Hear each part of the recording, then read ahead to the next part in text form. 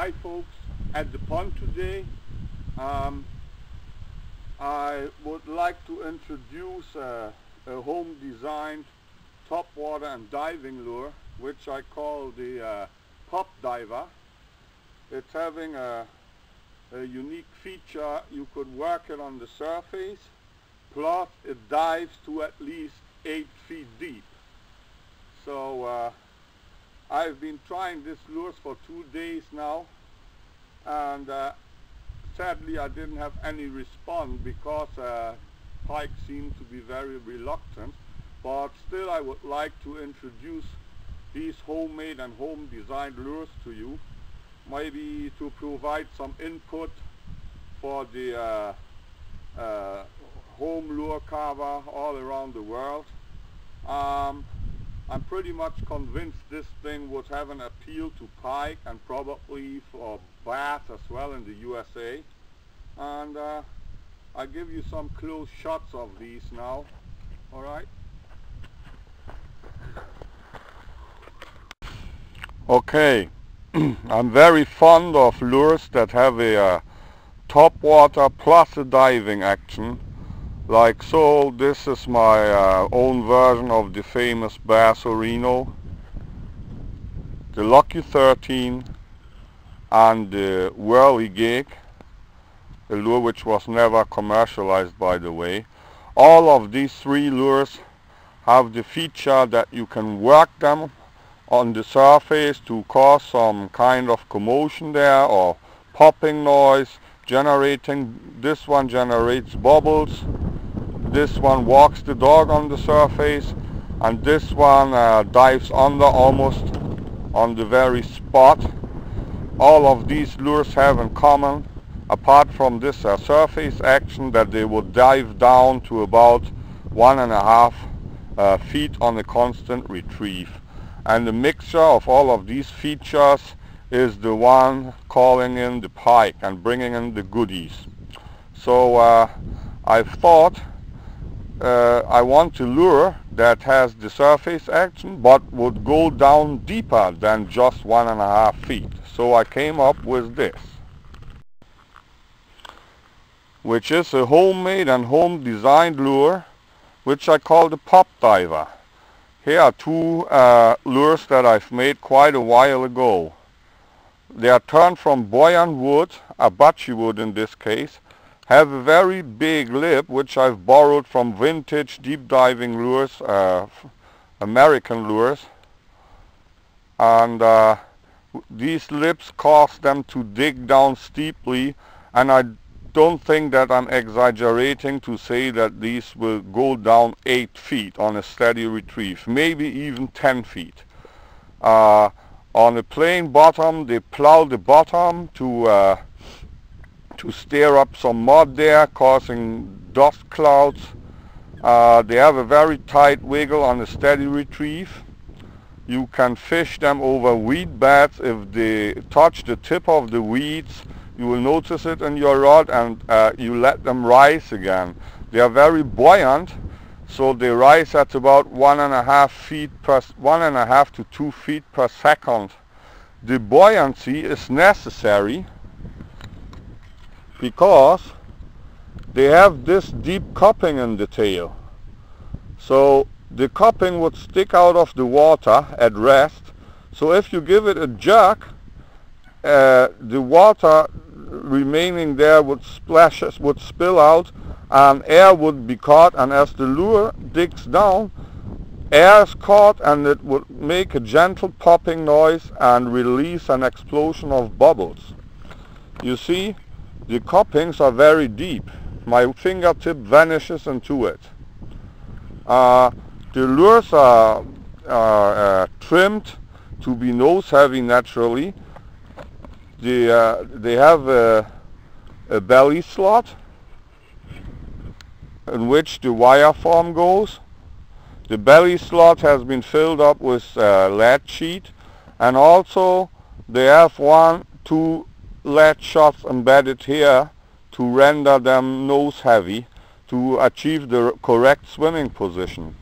One thing one must take care about, that the oversized hook would not protrude over the rim of the cupping, because if the hook points protrude over it, they get caught in the rim of the cupping and every cast would be wasted due to hook fouling. I've been fishing these lures for 2 days now.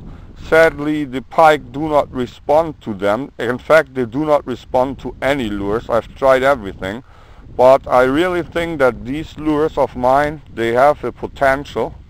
The difference to previously described skim and swim lures like Lucky 13, Bass Arena and Whirly Gig is surface action plus a deeper dive.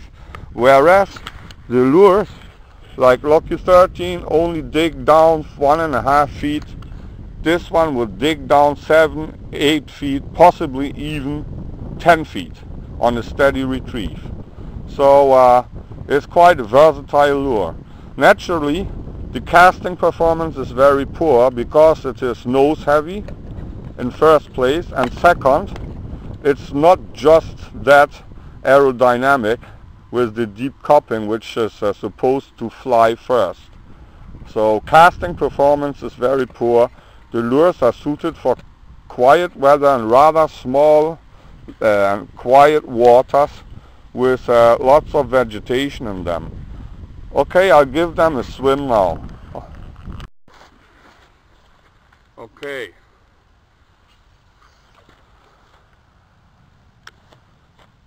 So I hope the camera captures this thing. You see the lure floats down, nose down, so you can jerk it and it generates a dull popping noise. The best moment to jerk it again is when it pops up from the water.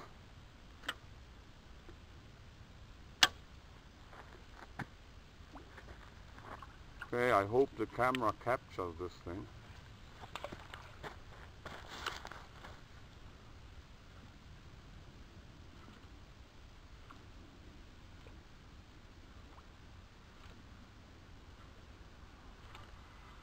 And now you constantly retrieve it to let it go down.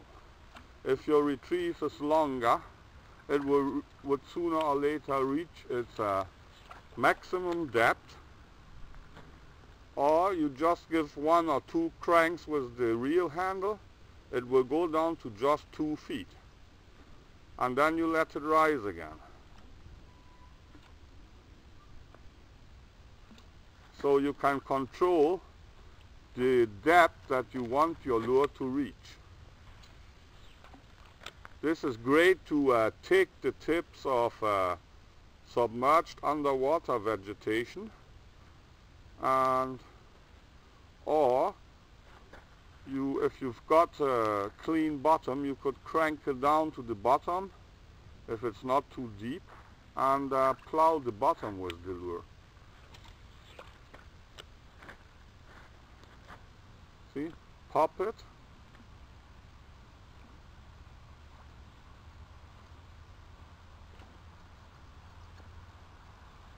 I hope the camera captures the noise.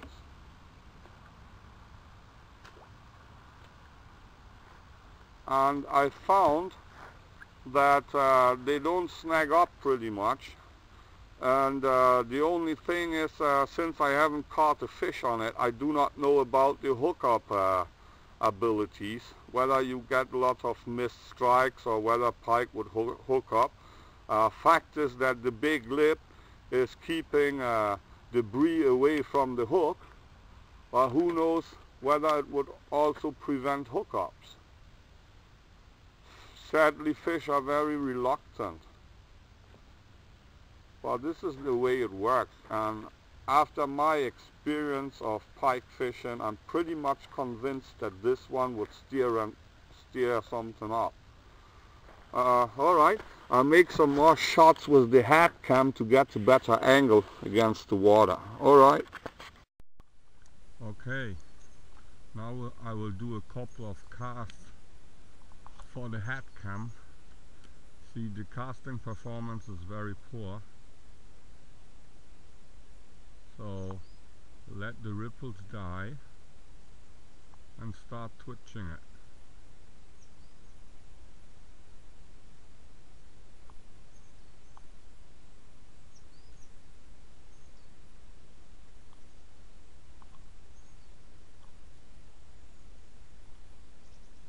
Now I reel in, the lure digs down steeply,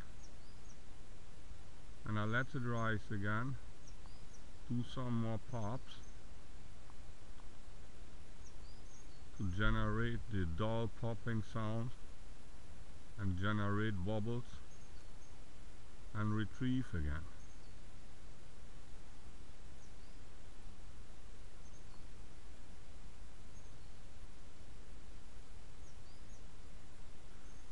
As the lure climbs up, it rolls a bit. I hope you can see it. And underwater, it sports a tight wiggle.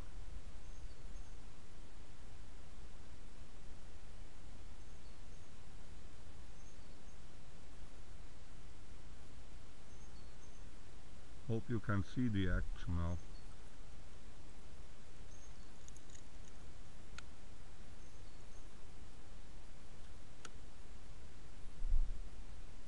The underwater wiggle.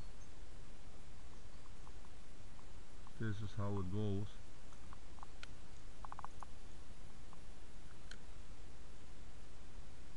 So you can take the tip of the weeds and let it rise.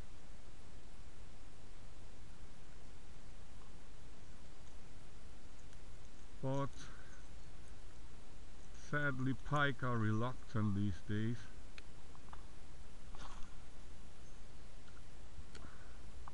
But I'm pretty much sure that this lure would coax strikes if they once would be willing to strike.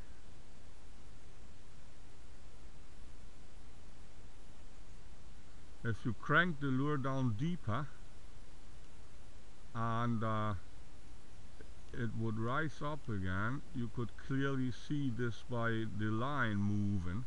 So with some experience you could determine whether the lure rises as fast as it should, or it caught weeds and wouldn't rise that fast. But in this case you can do 1 or 2 rips with the rod tip, and weed will come off the diving lip. It doesn't catch a lot of weed, though it's not entirely weedless, but for a lure with a free swinging treble hook, it's quite alright. That doesn't catch too much weeds. Of course, if I cast it into this carpet there, it would catch weeds.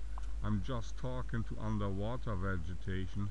Once you touch it with the lip, the hook would stand far behind the lip, and if you let it rise again, it would not catch weeds.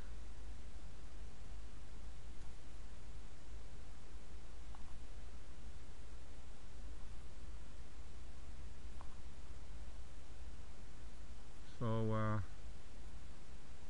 I hope you could figure out about my little demonstration of this lure, which I've christened the PopDiver, and maybe you would okay, now it doesn't rise up again. It caught weed, I rip it, and the weed is gone. It pops up fast again. As I said, you can figure this out by the movement of the line. And what was I to say? Probably you guys out there carving your own lures, you would like to make your own versions, though I've never caught on it, but I really think this lure is having potential. Surely I do not know about the hookup rate. Maybe the big lip would stand in the way. The time will tell, because I'll be trying this lure for the rest of the season until end of October. Once it gets too cold, they will not respond to surface lures anymore. But now it's still worthwhile a try. Okay, I hope you could figure out my demonstration. Thanks a lot for watching.